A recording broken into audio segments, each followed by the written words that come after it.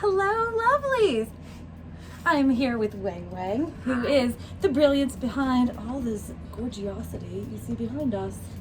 Mostly behind us. There we go. Wae is one of our new popular local hand dyers, and she lives and dyes in her studio in Newmarket, Maryland. I do.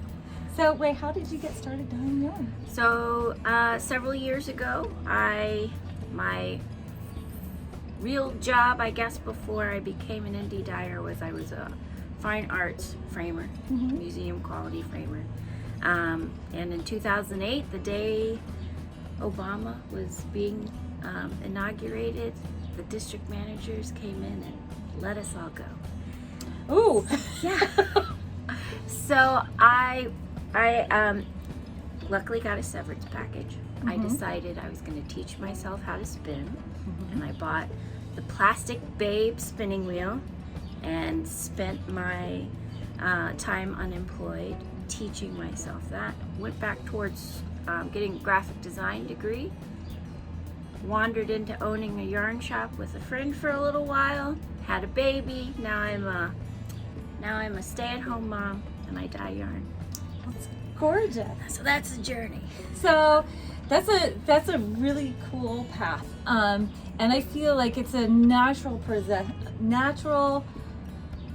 progression going from fine arts to doing fiber arts and to doing hand dyeing. It satisfies the need to create when you don't have the time to sit down and paint a painting for a year or however long paintings take. For me, a year. But it feels that need to create. So that's why I was, I think, drawn to it. So, and then what are your favorite types of fibers to dye? I am a wool snob.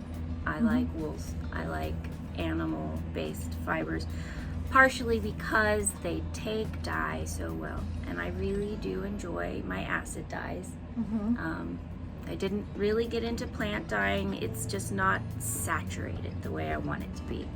And I think that's something that defines my dyeing style is saturated colors.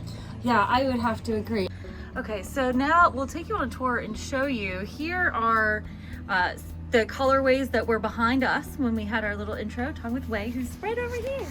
So, and then we've got 4 yarn bases and some spinning fiber that you've dyed for us this time. And we'll just a brief look around and you can see how gorgeous these are. I mean, talk about saturated colors. I mean, come on. You definitely want to take these home with you. They're amazing. So then, Wae, tell us about the different fiber bases that you have brought for us this time. So we've got our Color Sparkle sock. So it's going to be a superwash merino. You've got stellina fibers in there, and they're going to add your sparkle, a little bit of nylon. The nice thing about this sparkle is, 1, it's not barber pulling, and 2, it is soft, you can't feel it. And you can make a pair of socks out of the sparkle sock and enjoy them, and they will wear just fine. I've got a sturdier, we call this the sturdy sock. The sturdy sock is also 438 yards, superwash merino with nylon, but it has some kid mohair, so there is a halo, and it is a 4-ply yarn, which means it's also going to wear even stronger than a 2-ply. It'll help with, keeping your holes from wearing into your socks. Or if you make a garment, it should help with the pilling some as well.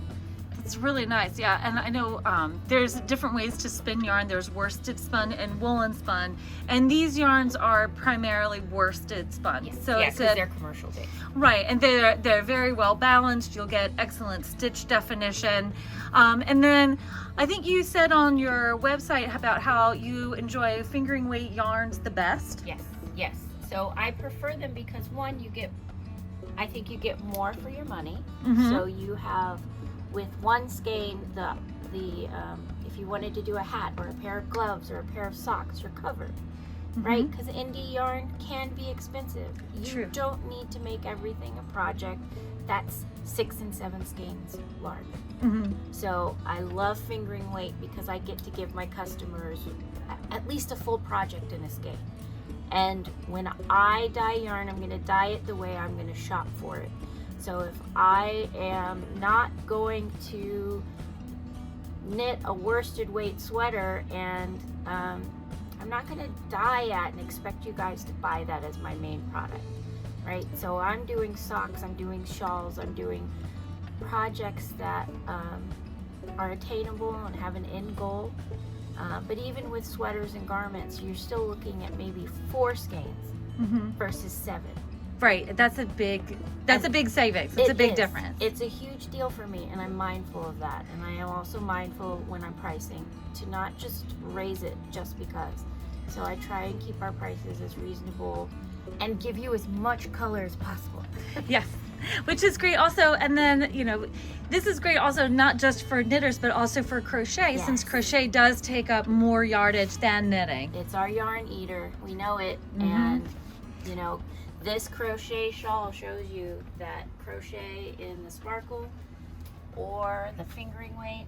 It's pretty. It's really beautiful. And, you know, we do every winter, we do our Happy Hooker happening in January. It's a new annual event for us where we celebrate all of the crochet. And we have, over the past couple years, gotten so many more Happy Hookers in our lovely family. And it's just been so wonderful. And I've noticed too, even on Ravelry, the crochet patterns have gotten really, really gorgeous. Like, the quality has vastly improved from years in the past. Yes, and I'll share a link that you guys can share later. There's a fantastic crochet designer who just released some of her first patterns, and she used one of my yarns. So I'll share her with you guys so you guys can hopefully just go visit her. Because you know what? We don't have enough good shawl designers who are crocheters. This is true. And her shawl is gorgeous. Awesome. So, and then above the sturdy sock, we have some of your spinning fibers. We've got some merino and cheviot, and then we've got some superwash merino in there as well. Oh, and some Corriedale top, it looks like too. So, from the merino to the cheviot and the Corriedale, which one do you like the best? And what would you recommend for a new spinner? So for the newer spinners, the Targhee or the Cheviot are good because they have a little bit of a longer staple. That means you have a little bit longer time to hang on to your wool before it gets eaten up by the spinning wheel. But personally, I like spinning the superwash because it takes the colors so well. And sometimes when you spin, the colors become muted, but that superwash hangs onto the color really well, and so I can have a really nice saturated skein without having to spin one from a bat or something like that. That's awesome. And then over here we've got some of your beautiful Color Cloud mohair silk, which we've had before, and like the color, it's like candy floss. It's so pretty, and the colors are amazingly, like, look at this. Don't you just want to live there? It's like the inside of a seashell. Like, you just want to it's like you want to eat it, you want to live in it. It's so good. And there's also I'm sure some of you will have noticed on Ravelry, there are more and more designs that combine mohair silk and non-mohair fingering weight yarn held together. Do you have any favorites? The Lizard Lips is my current favorite up there right now. That's this one. Yes. And I have only 2 of the Ronan's Red, but it is so beautiful. I had to bring it because it got snapped up by others before it got here.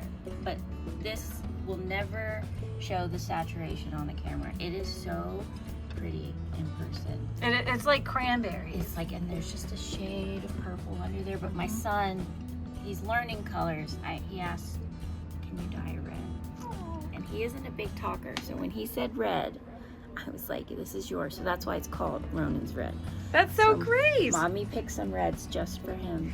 And this is your This color is the color sock. Yeah. So this is the tried and true. This is my merino base. This is the softest one. It has the 2-ply with a high twist. So I really just love the definition of a 2-ply high twist yarn. And you can see she's got some speckles on a few skeins, and then the semi-solids have like these beautiful tonal color movements. But as I was describing to the customer earlier, because she was wondering how they play out, so even though there are multiple tones, I try and get them to coordinate, and then when you step back, they still read as a solid color. Right, so you could do lace work, and you could do texture. striping, and they oops, coordinate before I pull it off. It's okay to pull off the hanger. We'll just stick it back on.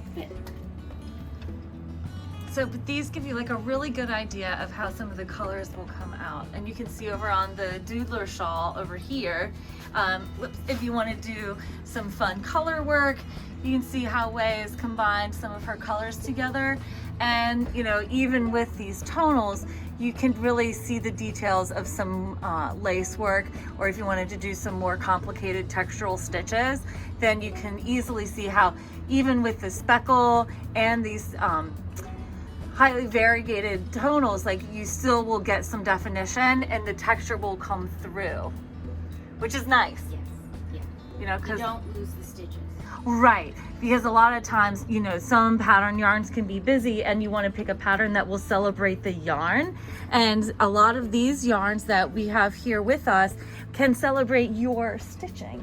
So it makes a nice marriage of color and texture and your knitting if you are like myself and like to do fiddly fancy patterns, or if you want to do like simple easy breezy stuff and that everybody oohs and ahs and the yarn does the work for you. Well, Wae, thank you so much for talking to us. And we are so excited. We are going to have Wae's trunk show up for the month of June. And you can shop her show on our website, lovelyarns.com/ColorWae. And I am going to be taking down the majority of my listings on the website, and I'm going to encourage you guys, please, for the month of June, if you are interested in buying any colorway, come get it from Lovelyarns. Thank you so much, Wae, and thank you all for watching, and happy stitching!